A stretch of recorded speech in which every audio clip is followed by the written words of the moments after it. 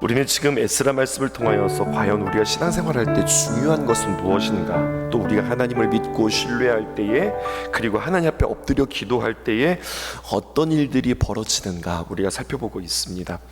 부흥성회로 인하여서 우리가 에스라 1장을 보고 그 다음에 건너뛰어서 우리가 에스라 5장을 보게 되어지는데요, 앞에 어떤 내용들이 있었는지 아주 간략하게 여러분들에게 말씀드릴게요.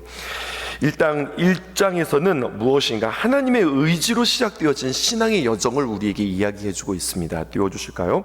먼저 1장에서는 하나님의 의지를 강조했습니다. 우리의 신앙의 출발은 어디에서 있는가? 항상 하나님께서 우리를 향하신 하나님의 귀한 사랑하시기에 우리를 향하여서 계획하시고, 그 계획은 그냥 한번 계획한 것이 아니라 그 계획은 하나님의 강력한 의지로 끌고 가는 이야기가 1장에 기록되어져 있습니다.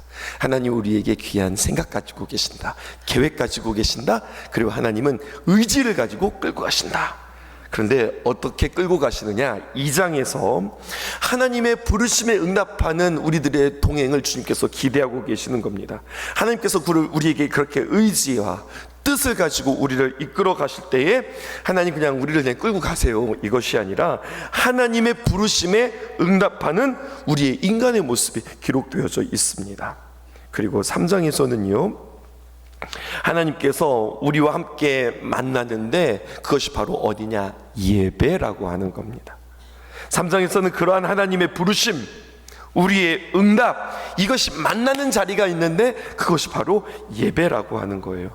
그만큼 예배가 중요하고 하나님은 언제나 예배를 통하여서 일하신다고 하는 겁니다.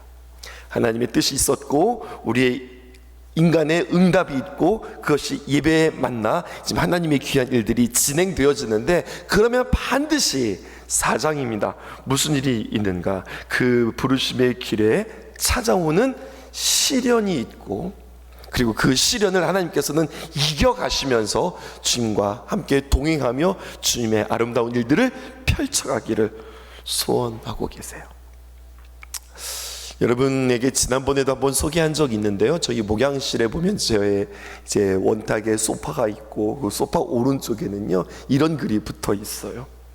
하나님께서 주신 비전, 나를 통해 이루시고자 하시는 하나님의 꿈, 부흥의 빈전이 반드시 나아갈 때에 우리에게 방해하는 일들을 만나게 된다.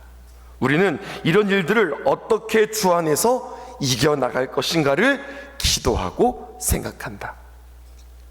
쉽게 말하면 이런 거예요. 우리가 하나님의 귀한 일들을 이루어간다, 하나님께서 하나님의 놀라운 뜻이 있다, 우리가 거기에 반응한다, 예배에서 만났다, 그래서 하나님의 귀한 일들을 진행할 때는 언제나 방해가 있고 어려움이 있다는 겁니다.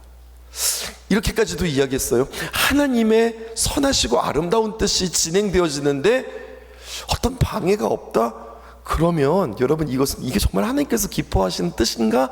라고 생각할 정도로 당연하죠. 하나님이 살아계시고 악한 마귀 사탄이 역사하는데 하나님의 선한 뜻이 마귀가 그냥 방관하지 않고 그냥 내버려 둘 일 없거든요. 하나님의 선하신 뜻에는 반드시 방해가 있다. 그런데 그 방해로 인하여서 움츠러드는 것이 아니라 우리는 이기고 나간다. 이렇게 어려움들을 만날 때에 우리는 어떻게 주 안에서 이겨나갈 것인가를 기도하고 생각한다. 언제나 성도들에게 그렇게 이야기해요. 어려움 만났다고 그랬죠. 고난을 만날 때는요, 언제나 고난에는 3가지 종류가 있다고 하는 것을 기억하셔야 됩니다. 첫 번째는 어떤 고난이냐, 징계를 통해서, 그것이 우리에게 징계로 오거든요. 띄워주실까요? 그것은 바로 무엇이냐면 주님께서 우리를 향하여서 회개를 촉구하시는 그러한 징계가 있습니다. 고난을 만났어요. 고난의 또 다른 이름, 징계예요. 그것을 통해서 내가 지금 잘못했기 때문에 하나님 앞에 맞는 거예요. 그럼 여러분 얼른 주님께로 회개하고 돌이켜야 되는 그러한 고난이 있습니다. 근데 또 하나의 고난이 있는데 그것은 바로 연단입니다. 야고보서에서는 이것을 시련이라고도 표현합니다. 근데 이것을 통하여서는요, 하나님께서 참 똑같은 고난이에요. 힘들고 어렵지만 회개와는 다른, 이것을 통하여서 우리가 성장하고 성숙할 수 있는 연단을 주님께서 우리에게 주세요. 또 한 가지 마지막 고난이 있습니다. 그것은 바로 무엇인가? 성경에서 나와 있는 고난이기도 한데요, 바로 욥이 만난 고난이죠. 이해할 수 없는 고난. 이해할 수 없는 고난. 근데요 여러분, 이것은 우리 인간편에서 이해할 수 없는 고난이지 하나님 편에 있어서는요 계획하고 준비한 고난이세요. 내 편에서는 도대체 왜 이런 일들이 일어나는가, 아무런 이유 없는 고난이라고 생각하는데, 욥의 이야기를 한번 생각해 보세요. 욥이 그렇게 고난당할 때, 이럴 때 하나님 앞에 잠잠히 머무르며 하나님의 생각과 하나님의 계획을 물어야 하는데, 성경에 보면은요 욥의 고난 가운데 우리에게 그렇게 하나님 앞에 질문하고 하나님의 시간들을 기다리며 하나님께서 우리에게 무엇을 가르쳐 주실지를 우리가 잠잠히 주님 바라봐야 되는데, 욥은 계속해서 하나님 앞에 불평하죠. 왜 하나님 나에게 이런 일들이 있습니까? 항거하고 질문하고 계속해서 하나님 앞에 따지는 욥이 있습니다. 근데 저는 좀 다른 면을 보았어요. 근데 그때 말입니다, 욥이 하나님 앞에 막 고통당하면서 도대체 왜 이럴 때 그 상처에 소금을 뿌리는 일들이 있었으니 그 주변에는 욥의 세 친구가 있습니다. 근데 이 욥의 세 친구가 욥에게 와서 그의 고난에 함께 동참해주며 위로하며 같이 그 고난을 같이 견뎌주는 것이 아니라 오히려 그 아픈 상처기에 더 많은 시련과 어려움들을 주게 되어져요. 전 여러분들에게 그렇게 이야기하고 싶습니다. 이해할 수 없는 고난을 만날 때 욥의 친구들이 어떻게 했다고요? 생채기에 소금을 뿌리듯 아픔에 쓰라림을 더했다고요. 근데 이렇게 이해할 수 없는 고난을 만날 때, 혹은 누군가 그렇게 고난을 당할 때 도대체 내가 왜 이런 고난을 당하는지 모르겠어요 라고 이야기할 때 서로 불쌍히 여겨주고 서로를 위로하고 함께 화합하고 격려하고 짐을 같이 지어주면서 그 고난에 같이 동참하고 함께하는 귀한 우리들의 실천도 사실은 필요해요. 그에게 상처를 준 것이 아니라 그 아픔 가운데 함께 동참하며 간다. 또 내가 고난당하고 참 어려운 일들이 있을 때 어떻게 하면 좋은 거예요? 주변에 나의 아픔과 어려움들을 함께 이야기하며 기도할 수 있는 사람들을 만나는 거, 너무너무나 귀한 거죠. 오늘 에스라 5장 이제 만나게 되는데 이 상황을 한번 보십시다. 하나님 의지하면서 따라갔어요. 하나님 영광 위에서 살려고 그랬어요. 근데 설명할 수 없는 고난을 만나게 되었습니다. 성전 건축하려고 그랬어요. 그런데 이게 방해를 맞이하자 성전 건축이 14년 동안 중단되었습니다. 열심히 살아보려고 했고 하나님 기쁘시는 일들을 선택했고 예배하려고 하나님의 영광을 위하여서 선택해 나아갔는데 이게 아닌가? 라고 하는 그 상황에 이들이 고민하면서 한 발 물러있는 그러한 상황입니다. 근데 이때 어떤 일들이 벌어지는가? 바로 이때 고난으로 인하여서 우리가 딱 위축당할 때, 우리의 사명을 감당하지 못할 때 어떤 일들이 일어나는가? 1절 보십시다. 선지자들 곧 선지자 학개와 이또의 손자 스가랴가, 선지자들 하고서 그의 이름 둘을 이야기하는데 학개와 스가랴가 이스라엘의 하나님의 이름으로 유다 예루살렘에 거주하는 유다 사람들에게 예언하니, 이렇게 기록되어 있죠. 하나님은 어떤 하나님이세요? 살아계신 하나님이세요. 살아계신 그 하나님께서 이 땅을 창조하신 뒤에 그리고 니들이 알아서 살아라, 우리를 세상에 던져놓은 그런 하나님이 아니십니다. 하나님께서 우리를 사랑하시기에 우리를 향한 놀라운 계획이 있으시고, 하나님께서 우리를 향하신 귀한 계획뿐만 아니라 사랑하시기에 우리에게 찾아오셔서 하나님은 언제나 말씀하시는 하나님이세요. 하나님이 나 사랑한다, 그것의 또 다른 표현, 나를 사랑하시기 때문에 하나님은 나에게 찾아오셔서 말씀하시는 거예요. 어떻게 말씀하세요? 오늘 성경에 보니까 선지자들을 통하여서 말씀하세요. 우리의 삶 속에서 하나님의 말씀을 따라가지 못하고 하나님의 말씀에, 하나님의 그 의지에 우리가 응답하지 못하고 고난 가운데 막 헤매고 있을 때 하나님 어떻게 한다고요? 우리에게 말씀으로 다시 한번 찾아오셔서 우리의 사명이 무엇인지 깨우쳐 주시는 거예요. 이런 부흥회가 사실은 그런 거예요. 연합성회가 그런 거예요. 우리가 이야기를 들으면서 재밌네, 신나네, 그러네, 와 저런 일들이 있네, 여러분, 당신의 이야기가 나에게 무슨 의미가 있을까요? 그가 고백하는 하나님의 놀라운 역사가 그것이 나에게 어떤 의미가 있을까요? 그를 통하여서 다시 한번 그 말씀을 통하여 우리의 사명을 깨우쳐 주시는 거예요. 학개와 스가랴가 예언했다고 그랬죠. 어떤 예언을 했을까요? 한번 찾아볼까요? 학개 1장 1절 상반절입니다. 다리오 왕 제2년 여섯째 달 그달 초하루에 여호와의 말씀이 학개로 말미암아 스알디의 아들 유다 총독 수룹바벨과 요사닥의 아들 대제사장 여호수아에게 임하니라. 이렇게 지도자 두 명에게 학개를 통해서 말씀하십니다. 뭐라고 이야기하는가? 이렇게 기록되어 있습니다. 3절 보실까요? 여호와의 말씀이 선지자 학개에게 임하여 이르되, 학개 선지자를 통해서 말씀해 주시는 거예요. 4절, 이 성전이 황폐하였거늘 너희가 이때 판벽한 집에 거주하는 것이 옳으냐? 하나님의 성전이 지금 황폐했다. 근데 너희들은 지금 너희들의 그 판벽한 집, 멀쩡한 집에 거하는 것이 너희들이 그게 옳으냐? 5절, 그러므로 이제 만군의 여호와가 이같이 말하노니 너희는 너희의 행위를 살필지니라. 그동안은 이들이 핑계가 많았다고요. 못해요. 이것 때문에 못해요. 상황이 어려워서 안 돼요. 조금 더 미루면 안 될까요? 거기에 대해서 하나님께서는 학개 선지자를 통해서 질책하시는 거예요. 언제까지 미룰 거야? 언제까지 안 된다고 할 거야? 언제까지 힘들다고 그럴 거야? 당장 해라. 당장 하나님의 놀라운 일들을 이루라. 학개 선지자를 통해서 말하는 거죠. 스가랴를 통해서도 말씀하셨습니다. 어떻게 말씀하셨을까요? 스가랴 1장 1절에서 3절입니다. 띄워주실까요? 다리오 왕 제2년 8째 달에 여호와의 말씀이 이또의 손자 베레가의 아들 선지자 스가랴에게 임하니라. 이르시되, 2절, 여호와가 너희의 조상들에게 심히 진노하였느니라. 3절에 그러므로 너는 그들에게 말하기를 만군의 여호와께서 이처럼 이르시되 너희는 내게로 돌아오라. 만군의 여호와의 말이니라. 그리하면 내가 너희에게로 돌아가리라. 만군의 여호와의 말이니라. 여기서 돌아오라 라고 하는 이야기는요, 이스라엘 백성들로 하여금 바벨론에서 예루살렘으로 돌아가라 그 뜻이 아니에요. 이미 그들은 지금 돌아온 겁니다.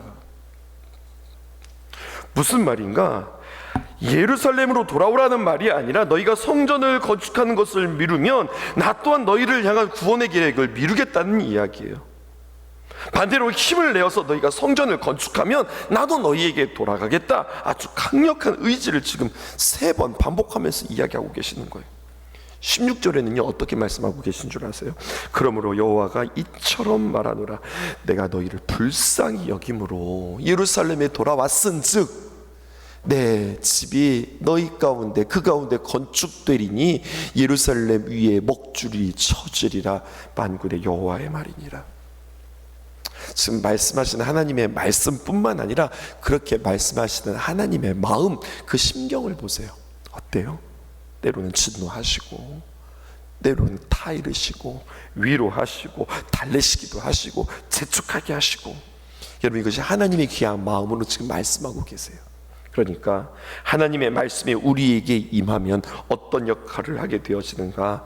그 말씀은요 우리로 하여금 상황과 현실을 보게 하는 것이 아니라 하나님의 귀한 말씀, 하나님의 뜻, 하나님의 마음에 우리에게 그 마음이 집중되어지게 됩니다.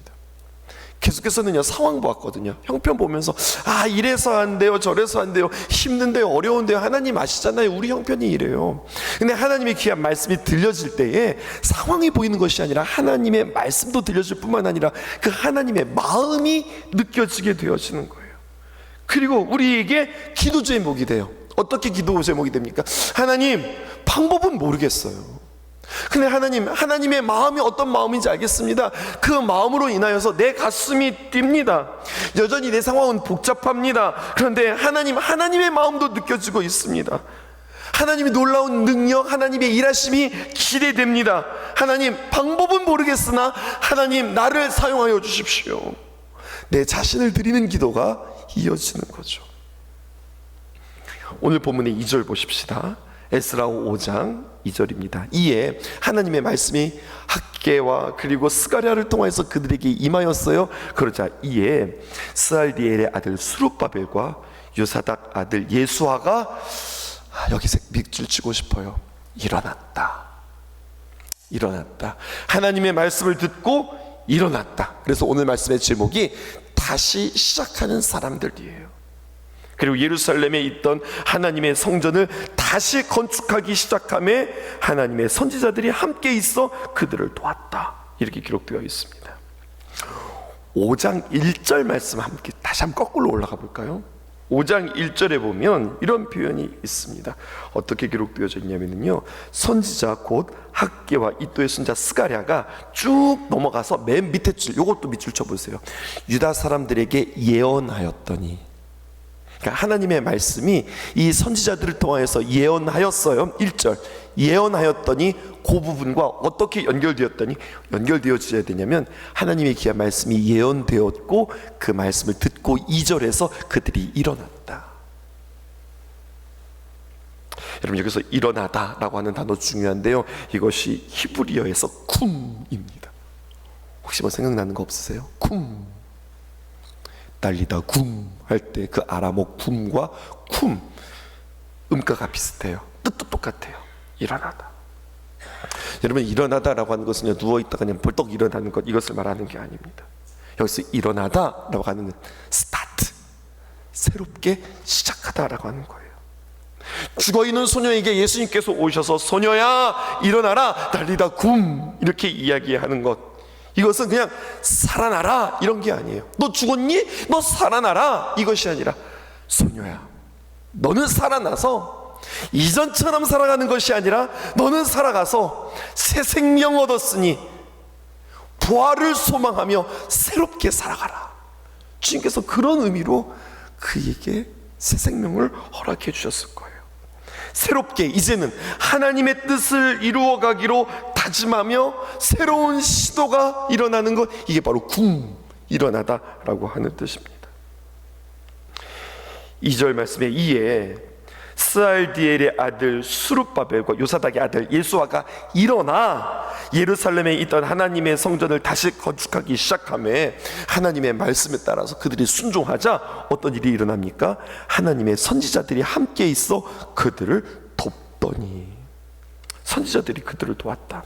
하나님의 말씀이 선포되어지면 분명히 중요한 것은요, 돕는 자, 하나님의 귀한 돕는 자들을 붙여줍니다. 3절 잘 띄워주셨어요? 3절 그때에 유브라데강 건너편 총독 단느네와 스달보스네와 그들의 동관들이 다 나와 그들에게 이르되, 당연하죠, 난 너희들 나올 줄 알았어. 저는 가로치고서 성경에다 이렇게 적어놨어요. 하나님의 귀한 말씀이 임하고 그들이 일어나자 하나님의 선하신 뜻, 당연히 방해가 있죠. 뭐라고 이해합니까? 누가 너희에게 명령하여 이 성전을 건축하고 이 성곽을 마치게 하였느냐 하기로. 여러분, 이것은 돕는 일입니까? 방해하는 일입니까? 방해하는 일이죠. 당연히 또 하나님의 기뻐하시는 일들에 방해가 있죠. 그런데요, 방해자들은 똑같이 있었어요. 그런데 반응이 달라요. 하나님의 귀한 말씀으로 인하여서 그들이 일어나자 반응이 달라요. 하나님의 말씀이 일어났어요. 다시 한번 쿵 하면서 그들이 다시 시작했어요. 하나님께서 돕는 자들을 붙여주셨어요. 뭐가 달라지느냐? 방해는 똑같지만 에스라 4장에도 우리가 살펴보진 않았지만 방해가 있었고, 에스라 5장에도 방해가 있었는데 바뀌었어요. 달라요. 4장에는 그 방해 가운데 예 알겠습니다, 죄송합니다, 그들이 물러가지만 5장에서는요 어떻게 달라지는가? 이렇게 달라집니다. 4절 말씀에 우리가 이 건축하는 자의 이름을 아뢰었으나, 5절 하나님이 유다 장로들을 돌보셨으므로 그들이 능히 공사를 막지 못하고 이 일을 다리오에게 아뢰고 그 답장이 오기를 기다렸더라. 방해했지만 그들의 마음이 무너지지 않았어요. 그리고 5절에 보니까 주어가 바뀌었어요. 우리가 공사하는 게 아니라 하나님이 그들을 돌보셨다. 성경이 이렇게 기록되어져 있습니다. 이전까지는 유다 장로들이 힘이 없어서 이거 누가 한 짓이냐? 그러면 아이고 죄송합니다, 그리고 멈췄다는 거예요. 근데 학개와 스가랴가 가서 너들 뭐 하는 거야? 하나님의 말씀이 어떤 말씀이야? 하나님을 바라봐. 그 말에 그들이 다시 한번 일어났어요. 가슴이 뜨거워졌어요. 이제는 그들이 어떤 소리를 들어도 그들의 마음 가운데 하나님을 의지하는 마음, 동일하게 하나님을 의지한다고 하고 하나님을 믿는다고 하는 것은 악한 세력들을 대적한다라고 하는 말과도 동의한 말이에요. 오늘 이 말씀을 보면서 우리가 하나님 앞에 기도할 때 우리는 무엇을 기도해야 될까요? 상황 바꿔달라고 기도하지 말고, 상황 바뀌지 않아요. 고난 없애달라고 기도하지 말고 고난이 없어지지 않아요. 그건 무엇을 주님 앞에 기도해야 할까요? 하나님께서 돌봐주시기를 원합니다. 내 마음과 내 생각이 바뀌어지기를 원합니다. 이건 할 수 있다. 이것은 해내야 된다. 이것은 하나님의 명령이다. 하나님의 뜻이다. 그리고 하나님께서 이루실 것이다. 여기에 하나님 내 마음을 부어주십시오 라고 기도하실 수 있기를 원합니다. 사랑하는 우리 귀한 성도들이 당면한 문제가 무엇이 있을까요? 당장 이뤄내야 하는 그 일은 무엇일까요? 아마 그 일을 못할 이유, 이게 힘들어요, 어려워요 라고 이야기하는 그 종류는 아마 수십 가지가 있게 되어질 것입니다. 그 막는 일, 그 못하는 일들에 대하여서 여러분의 해결책이 있습니까? 라고 하면 해결책이 없을 거예요. 그런데 오늘 말씀이 우리에게 이렇게 이야기합니다. 그것 바라보지 말고 내게 주신 하나님 바라보고 말씀 바라보고 하나님 의지해라. 2022년도 여러분을 처음 만나고 2023년도 기도의 대행진을 펼쳐가면서 우리에게 암송 구절 빌립보서에 있는 말씀 기억하실까요? 빌립보서 4장 6절에서 7절. 문제를 만날 때에 아무것도 염려하지 말고, 염려하면 염려의 함정에 빠집니다. 염려의 그 늪에 빠지게 되어집니다. 염려거리들은 언제나 우리에게 있어요. 그러나 아무것도 염려하지 말고 다만 모든 일에 기도와 간구로 너희 구할 것을 하나님 앞에 아뢰라. 근데 어떻게 아뢰요? 감사함으로 하나님 앞에 아뢰라. 모든 것들을 다 감사로 바꾸셔야 돼요. 이번 11월 달이 어떤 달인지 여러분들 아시죠? 감사의 대행진을 우리는 펼칠 거예요.